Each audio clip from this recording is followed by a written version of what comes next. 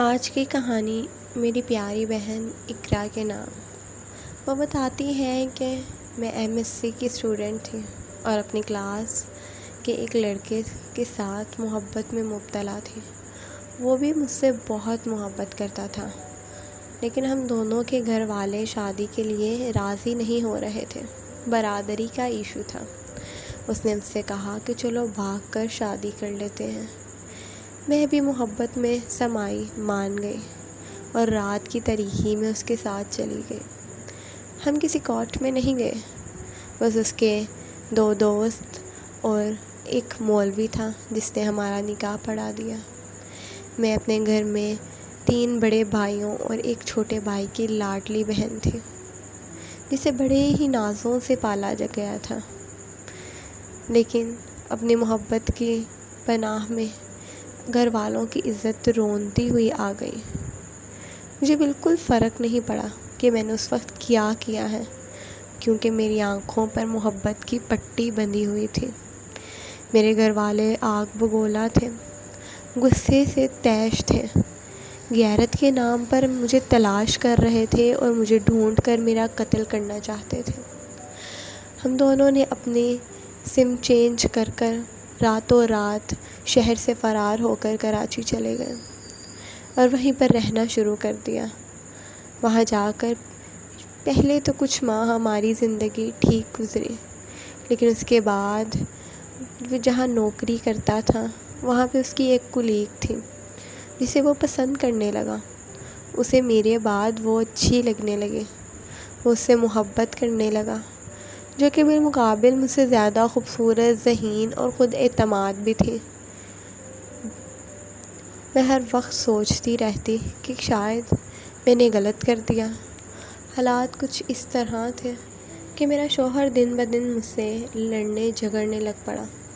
بلا وجہ مجھ پہ الزام تراشی کرنا، مجھے برا بھلا کہنا، گھر میں تنگ دستی کا بہانہ بنانا اور مجھے تانے مینے دیتے رہنا، اور ہمیشہ مجھے کوستے رہنا کہ اسی کی وجہ سے وہ اپنے گھر والوں اور اپنے شہر سے دور ہو چکا ہے۔ ہمارے گھر کی مالی حالات بھی مہنگائی کی وجہ سے کچھ ٹھیک نہ تھے۔ میں نے بھی جاب کرنا شروع کر دی، جس کے بعد وہ مجھ پر اور زیادہ شک کرنا شروع ہو گیا۔ شک کرنے کے بعد اس نے بے تحاشا لڑائی جھگڑا اور فساد شروع کر دیا، اور بار بار مجھے اسی بات کا طعنہ دیتا کہ اسی کی وجہ سے آج وہ اس دہانے پہ کھڑا ہے۔ ایک دن میں نے اسے کہا کہ ٹھیک ہے، اگر تم جانا چاہتے ہو تو تم جا سکتے ہو، اور وہ مجھے چھوڑ کر اپنے شہر، اپنے گھر والوں کے پاس واپس چلا گیا۔ میں اس شہر میں بالکل تنہا اور اکیلی تھی۔ میں جاتی بھی تو کہاں جاتی؟ میرے گھر والے مجھے ڈھونڈ کر صرف قتل کرنا چاہتے تھے۔ میرا کوئی سہارا نہیں تھا۔ چند دنوں بعد ہی نہ جانے کیسے، کس طرح اچانک میرا چھوٹا بھائی کراچی آ گیا۔ وہ مجھ سے ملا اور مجھ سے بات کی۔ میں اسے دیکھ کر زاروں کے تار روئے جا رہی تھی۔ بظاہر تو وہ عمر میں مجھ سے چھوٹا تھا، پر اس نے سب سے بڑا بن کے دکھایا۔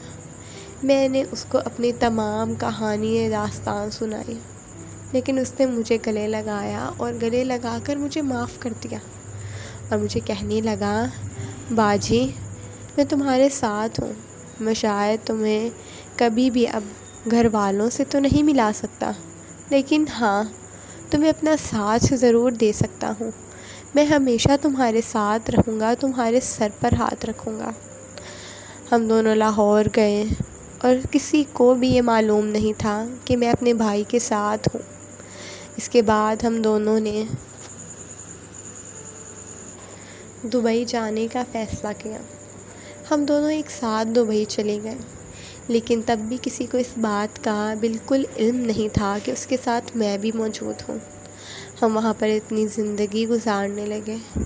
میں بھی ایک نوکری کرنے لگے اور وہ بھی ایک نوکری کرتا تھا جس سے ہم اپنا وقت گزار رہے تھے۔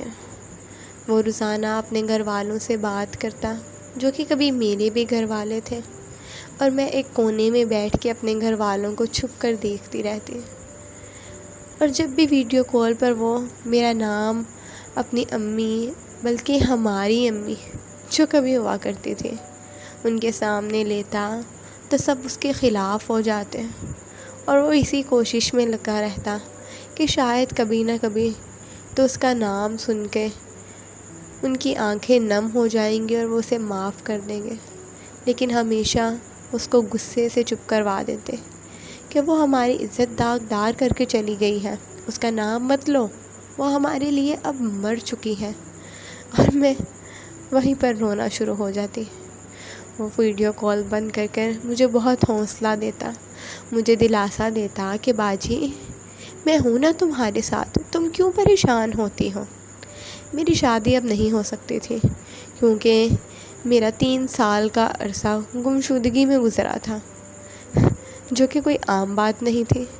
یہ بات کسی سے چھپی نہیں رہ سکتی تھی۔ اس بات کو مد نظر رکھتے ہوئے میں نے بھی اپنے دل کو سمجھا لیا تھا کہ اب مجھے تنہا ہی زندگی گزارنی ہے۔ میرا چھوٹا بھائی جو کہ مجھ سے بہت محبت کرتا تھا، اس نے بھی شادی نہیں کی اور اب اس کی عمر 32 سال ہے۔ ابھی تک نہ تو وہ خود شادی کرنے پر آمادہ ہے اور نہ کبھی اس نے مجھے کہا کہ باجی تم شادی کر لو۔ اس نے کبھی مجھے اس بات کا احساس نہیں دلایا کہ میں نے کتنا غلط کیا ہے۔ میں سوچتی ہوں کہ جتنا اچھا میرا بھائی ہے، کیا کوئی کسی کا اتنا اچھا ہو سکتا ہے؟ کیا کوئی دنیا میں شخصیت اتنی اچھی ہو سکتی ہے کہ مجھے معاف کر کے مجھے زندہ رکھا اور مجھے ساتھ رکھا، اس کے بعد مجھے سہارا دیا اور میرے سر پر بہت ہی پاکیزگی کے ساتھ ہاتھ رکھا۔ اگر میرا بھائی نہ آتا تو میری کیا زندگی رہنی تھی؟ میں نے وہیں ان سڑکوں پر رلتی رہنا تھا، لیکن شاید قسمت کو مجھ پہ ترس آ گیا تھا اور خدا نے میرا مشکل کا وقت ختم کر دیا تھا۔ میرے شوہر نے مجھے دوبارہ کبھی مڑ کر نہیں دیکھا، لیکن میرے بھائی نے کبھی مجھے پیچھا ہی نہیں دیا۔ لیکن پھر بھی کہیں نہ کہیں انسان کو اپنی غلطیوں کا اندازہ اور خمیازہ ہو ہی جاتا ہے۔ میں آج ان تمام لڑکیوں سے کہنا چاہتی ہوں جو عشق میں مبتلا ہو کر گھروں سے بھاگ جاتی ہیں، رات کی تاریکیوں میں اپنے بھائی، اپنے باپ، ماں، رشتہ داروں، خاندان کی عزت فنا کر کر چلی جاتی ہیں۔ محبت کرنا کوئی جرم نہیں ہے، کوئی گناہ نہیں ہے۔ اگر محبت گناہ یا حرام ہوتی تو اسلام میں نکاح سے پہلے اولاد کی مرضی کو اہمیت نہ دی جاتی۔ ٹھیک ہے، محبت کریں، جس سے چاہے کریں، لیکن اسے یہ کہیں کہ اگر وہ آپ سے شادی کرنا چاہتا ہے، آپ کے ساتھ سیریس ہے، تو وہ اپنے گھر والوں کو لے کر آئے، اپنے گھر والوں کو آپ سے ملوائے اور آپ کے گھر والوں سے ملوائے۔ جو شخص اپنے گھر والوں کو نہیں منا سکتا، وہ ساری زندگی آپ کی رکھوالی کیا کرے گا بھلا؟ بہت کم محبتیں ایسی ہوتی ہیں جو پائے تکمیل کو پہنچتی ہیں، نہیں تو زیادہ تر لو میرجز جوانی میں تو محبت کی آڑ میں آ کر اپنا گھر بار چھوڑ کر چلی جاتی ہیں۔ مرد کا تو شاید کچھ بھی نہیں جاتا، لیکن عورت کا کچھ بھی نہیں رہتا۔ اس کے پاس کوئی جگہ، کوئی ٹھکانہ نہیں ہوتا کہ وہ جہاں جا کر صرف 2 وقت کی روٹی بھی کھا سکے۔ عزت سے جہاں رہ رہے ہیں، اس عزت کو اہمیت دیتے ہوئے وہیں سکون سے رہتے جائیے۔ محبت کریں ضرور، لیکن عزت کے ساتھ اس کے نکاح کے بندھن میں اپنے گھر والوں کی موجودگی میں اپنائیں۔ اگر وہ اپنے گھر والوں کو نہیں لا سکتا تو وہ آپ کو نہیں رکھ سکتا۔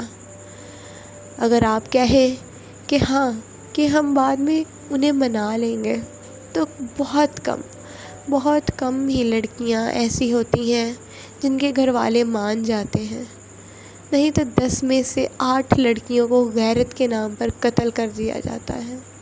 آپ محبت کی آڑ میں آ کر قتل بھی کروا لیتی ہیں، گھر والوں کو گنہگار بھی ٹھہرا دیتی ہیں، زمانے میں بدنام بھی ہو جاتی ہیں اور اپنی اور اپنے گھر والوں کی عزت بھی پامال کر دیتی ہیں، جو کہ بہت غلط ہے۔ وقت گزرنے کے بعد آپ کو اس چیز کا اندازہ ہوتا ہے، لیکن وقت پر اگر کسی کو اس بات کا اندازہ ہو جائے تو وہ بہت بہت ہی زیادہ خوش نصیب ہوتا ہے۔ میں آج سوچتی ہوں کہ اگر اس وقت میرا بھائی کراچی نہ آتا تو میری کیا زندگی تھی۔ میں نہ وہاں پر گھر میں موجود تھی، نہ کچھ کھانے اور نہ ہی کسی سہارے کا مجھے سہارا تھا۔